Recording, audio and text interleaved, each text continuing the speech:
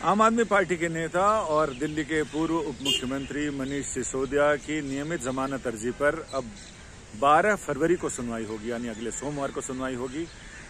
इसमें एक राहत तो जरूर मनीष सिसोदिया को मिली है। उन्होंने अदालत में अर्जी लगाई थी जिसमें उन्होंने कहा था कि वो अपनी बीमार पत्नी से हफ्ते में एक दिन मिलने की इजाजत दी जाए, और कोर्ट ने उन्हें ये इजाजत दे दी है। यानी उनके लिए और उनके परिवार के लिए राहत भरी बात है कि मनीष सिसोदिया अब हफ्ते में एक दिन वो पुलिस और जेल प्रशासन तय कर लेंगे।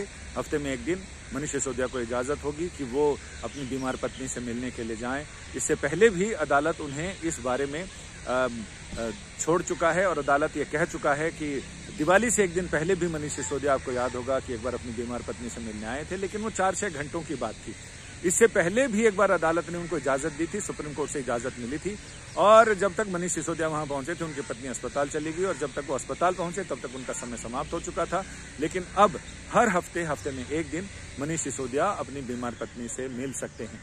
इसमें शर्त यह है कि मनीष सिसोदिया ना तो मीडिया से कोई बातचीत करेंगे, ना कोई बयान देंगे, ना प्रत्यक्ष परोक्ष रूप से किसी भी तरह से मीडिया से संपर्क करने की कोशिश करेंगे, या फिर इस मामले से जुड़े लोगों, पक्षकारों, गवाहों, सबूतों, इनके तरफ मुड़कर भी नहीं देखेंगे। यानी प्रत्यक्ष या परोक्ष रूप से उनको ना तो उन पर अपना प्रभाव और दबाव डालने की कोशिश करेंगे, ना उनसे किसी तरह का संपर्क करेंगे। ये बड़ी बात है। और ये अलग बात है कि मनीष सिसोदिया के नियमित जमानत अर्जी पर अगले सोमवार को सुनवाई के लिए तारीख रखी गई है। इसमें अदालत ने, आपको याद होगा, अदालत ने इनकी जमानत अर्जी खारिज की थी। इसके बाद इन्होंने रिव्यू पिटीशन लगाई थी, रिव्यू पिटीशन भी खारिज हो चुकी है। आज इस मामले में कोर्ट में उनकी तरफ से अभिषेक मनु सिंघवी ने क्यूरेटिव पिटीशन लगाई है। क्यूरेटिव पिटीशन पर चीफ जस्टिस ने कहा कि वो जल्दी ही इस पर सुनवाई करेंगे, उसको देखेंगे, उस मामले को भी। तो ऐसे में अब इंतजार की घड़ियां शुरू हो गई हैं कि क्यूरेटिव पिटीशन दाखिल करने के बाद क्या स्थिति होगी। हालांकि क्यूरेटिव पिटीशन और रिव्यू पिटीशन का जहां तक असर का मामला है, तो उसमें 99.9% जितने क्यूरेटिव पिटीशन और रिव्यू पिटीशन होती है वो अमूमन खारिज ही होती हैं, क्योंकि कोर्ट अपने जजमेंट में तमाम ग्राउंड्स दे चुका होता है। ऐसे में अब यह है कि कोर्ट ने उस समय यह कहा था दिसंबर में कि 3 महीने अगर आपके मामले में सुनवाई आगे नहीं बढ़ती है, ट्रायल आगे नहीं बढ़ता है, तो आप फिर जमानत के लिए फिर से फ्रेश अर्जी लगाइएगा।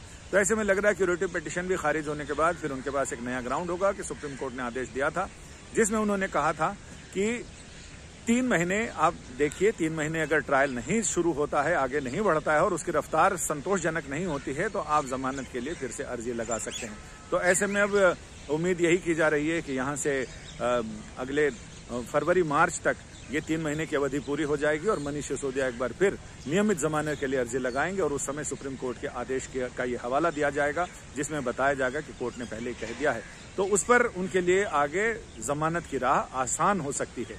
तो ऐसे में फिलहाल मनीष सिसोदिया के लिए ये मामला जरूर अगले सोमवार के लिए टल गया है, लेकिन उनके लिए बड़ी राहत है कि वो अपनी बीमार पत्नी से मुलाकात कर सकते हैं, हफ्ते में एक दिन ही सही।